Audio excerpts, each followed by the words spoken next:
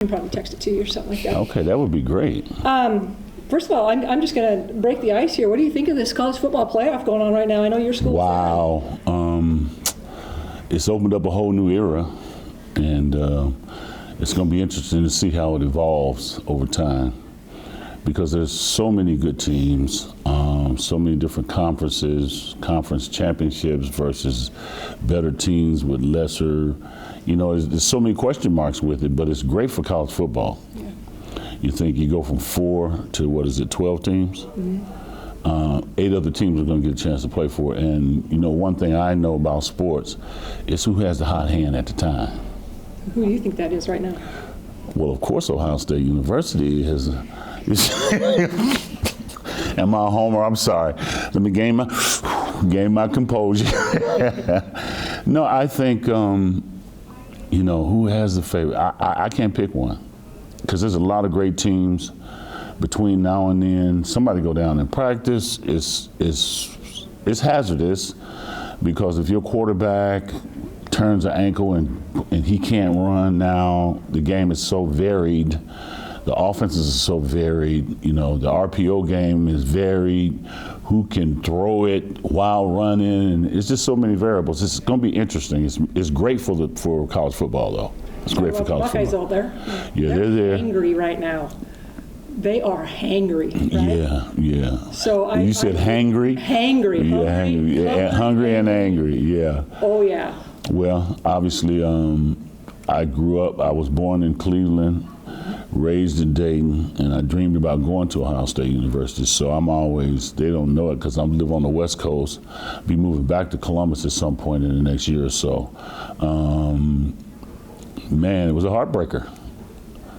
I didn't answer my phone for 2 hours after that game. I was like, I have 500 emails, or, because I have other things that I'm involved in. I'm a football coach at Washington Prep High School, and working with kids that really need, that. We had 5 NFL signees and or retired players that were on our team. And a lot of these kids, 90% of them had never played football before. So it takes some acclimation for them, and we did that.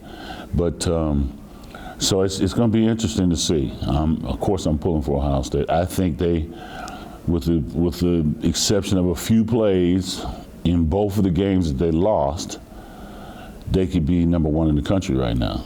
You look at 2, maybe 3 plays. Mm-hmm. You can be number 1 in the country. So I'm not mad at them, and I think Coach Day is a great coach and a great person. So I'm hoping that they'll make it through and that they're going to come to the Rose Bowl so I can be right there with them. Hint, hint, hint. Ohio State, if you listen to sideline passes. Okay, all right, there you go. I agree. I'm a homer. I'm going to Fiesta. 2 sideline passes so we can get the camera, and we're going to hype it up a little bit more. No. There you go. Let's talk about this Hall of Fame thing. Obviously, wow. Your career at Ohio State, unbelievable. You had so many guys on your team that you played with, Archie Griffin, etc. Just a special program. Can you tell me what it means to be a Buckeye? Somebody asked me what was the most outstanding thing about playing college football, and it's the people that you meet. Sometimes it's people that walked on to Archie Griffin, who was the absolute pinnacle, the first and the only 2-time Heisman Trophy winner, and I happened to be there to help him do that. But it's the people that you meet. Those lifelong relationships, friendships, and love don't dissipate. You're part of a family that grows every year. That's why I love college football more than pro football. I play with the Jets, the Saints, 49ers, blah, blah, blah, blah, blase. When you go to college, every year, I don't know how many graduates come out of Ohio State, but you look at the major colleges, they're graduating, 15, 20,000 lifelong fans. They may have a pro team that they go to, but they're loyal to the United States of America. I'm loyal to the United States of America. But anyway, they're loyal to their college. They're loyal to the times they had there. And the friendships they made while they were there, even if they didn't participate in sports, last a lifetime. So I think college football is good for everybody. The experience for me was great. I played with some of the great. I think, if my memory serves me, after 50 years, I think we were within 2 to 3 touchdowns of consecutive national championships. Now, you're in the media, you could probably pull up the actual statistics, but when you come within 2 to 3 touchdowns of winning consecutive national championships at a time that was unheard of. Before Coach Saban came along, Bear Bryant had done it, I think. And if I'm not really a historian, I should be, but it's rare that a team can win multiple national championships in a 4-year period.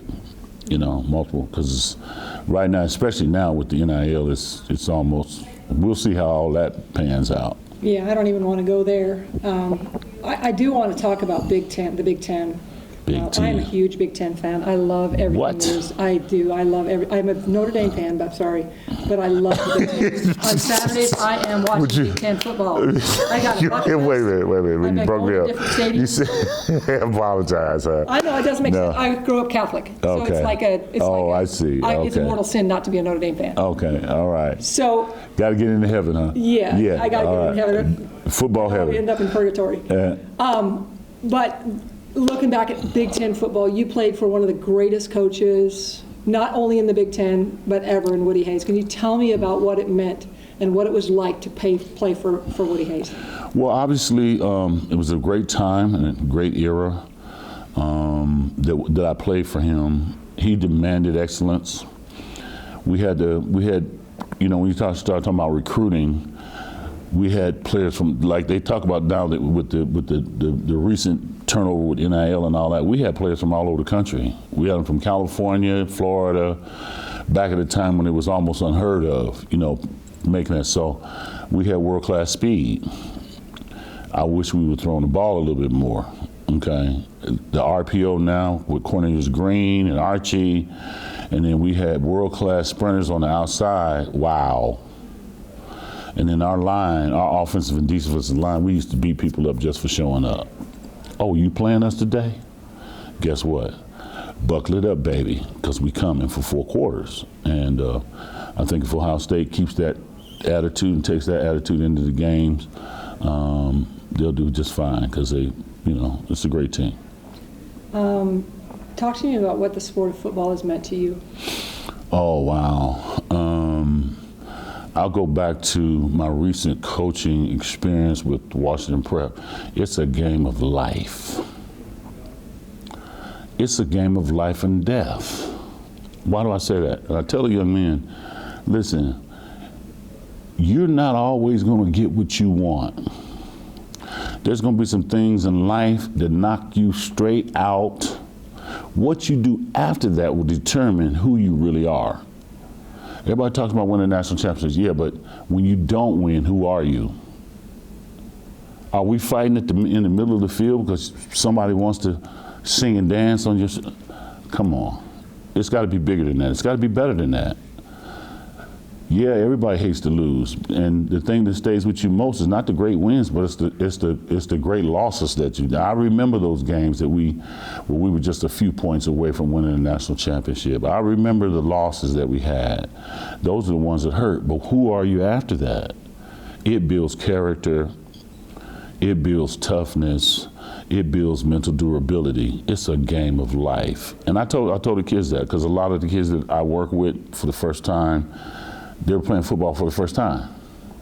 They didn't understand it's a game of life because the world that we live in, when we go outside the doors of our house, there's one thing every human being, since the pandemic especially, every human being has one thing in common. Whatever happened yesterday, you're going to have new challenges today, and how do you handle them? I think your phone is going off. Oh, is it your watch? You're supposed to be somewhere. No. Chris, talk to me about what it means when you got that package with that special surprise inside. Wow. What did that mean to you? Well, it meant a lot. It really did because I had been nominated, if memory serves me, on numerous occasions, and people was calling me, congratulations to all, you going into the college hall. I was like, oh. And I look out, and it didn't happen, So eventually, I'm a man of God. I give Jesus Christ all the glory, all the praise, and all the honor for my life. I'll be 69 in another week. I still have good mental capability. Matter of fact, when I worked out with the kids, I've recently lost 60-something pounds. All this is gone. Within 10 pounds, I'll be back down to my playing weight when I played 50 years ago, okay? And I worked out with them. I did the calisthenics. The NFL has a brain and body scan that you can go to every 5 years, where every biomarker in your body is tested. They give you a full report, and then you have an internalist as your exit, and she tells you what you need to do, okay? So when I saw those things, because in America with the industrialized food, all the supplements, and we don't even want to talk about stuff that's made by pharmaceuticals. There's a commercial every 5 seconds on TV. You have to watch your health. You have to, and the older you get, the more stuff sneaks in. High blood pressure, high cholesterol, arterial sclerosis. There's a heart attack every 4 minutes in the United States. So it really, I saw this as an opportunity that it was the Lord said to me. I said, Lord, what took so long? He said, Chris, you're entering my glory now. Your testimony is going to be great.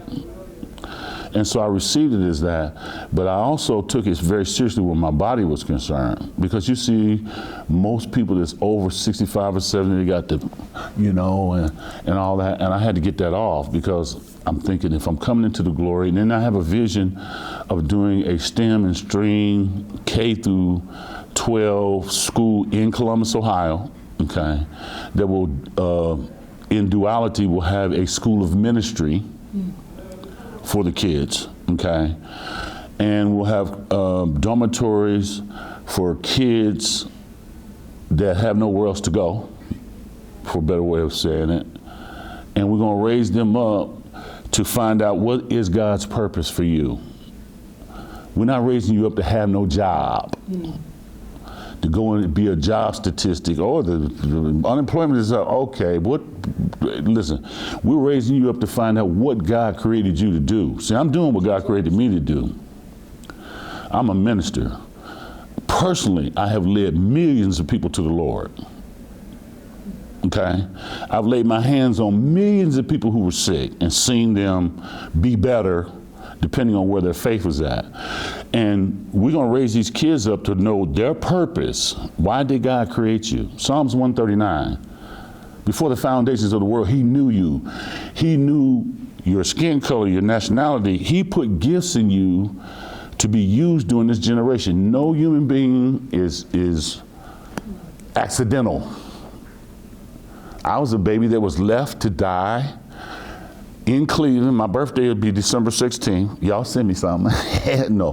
But anyway, listen, but I was left to die as a newborn in the streets of Cleveland, Ohio in December. Child Services found me older. I give glory to my parents who are gone on to be with the Lord. They were old enough to be my grandparents, Ernest and Sarah Ward. She couldn't have a baby. I was sick as a result of being in the cold. Who adopts a sick baby now? It's a miracle. It's a miracle. My life is a miracle that I made it that far. I was raised with Judeo-Christian ethics. You get your homework. My mother did not play that, bring me a C. Well, I better see what? You better see your way to some A's and B's. Or you ain't playing football. Yeah. You ain't playing basketball. And I also did track. I was a state champion in track and field with the shot and discus. And I had a chance to speaking of Woody, I had a chance to go to the Olympic trials. He would let me go because spring football practice was going. If I had known now what I know then, what I know now is that track at 19, 20 years old, I could have been all over the world. You get a chance to see the whole world with track now. And they made good money doing it. That was the pre-NIL. I think you turned out okay. I did. But I'm so thankful for that. He's showing me that this College Hall of Fame is the beginning of a new glory. And in the second half of my life, it's going to be in Columbus, raising the next generation of spirit-filled, purpose-destinated leaders. Leaders, what? In science, in math. Proverbs chapter 8 says, he will give you wisdom, dwelling with prudence to create witty inventions. If you look at all trillion-dollar flows, somebody had an invention. If you don't believe me, ask Bill Gates. Yeah. That's for sure. Ask Apple, what's the Apple man's name? Steve Jobs. Steve Jobs. We have an idea that's going to change and revolutionize how people think and what they do. There's some more out there because we got more problems popping up every day. And a lot of people say, well, you know, this whole birth thing and God sent every one of us into this earth's realm to solve a problem. When a baby dies prematurely, hello, I'm not with it. Because you say you don't want them. Guess what? You just took another human that God sent into this earth to solve a problem. Yeah. That's why we got so many problems.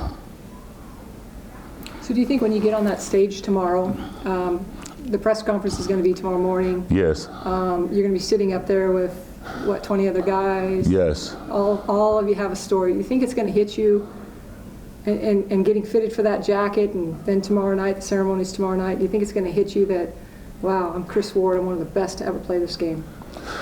Wow. Well, I always aimed at that. I have a simple saying, if you don't believe it, nobody else will. And then with that mindset, internally you elevate. And then, you know, what you need in life, especially in sports, you need a little nasty. Yeah. If you playing on a line, offense is a defense. They normally attribute that to defensive players. Okay, he's nasty. You need that. What? You gonna play against me today? Buckle it up, I'm coming. 4 quarters until the clock go to 0. That's the way I played. That's the way I'm living my life now. I got the pedal to the metal, let's go.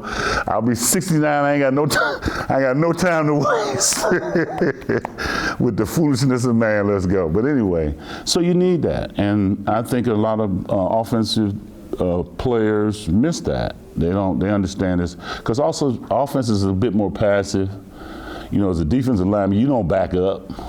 Very rarely do you take a defensive tackle and drop him into pass coverage. But offensive tackles and linemen have to back up sometimes. You have to be passive. But even at that, you can be aggressive, passive-aggressive, if you will. Yeah, so it's going to mean a lot. It's going to mean a lot to me. Thank you for having me. Just congratulations. You did a good job. I hope I didn't go overboard.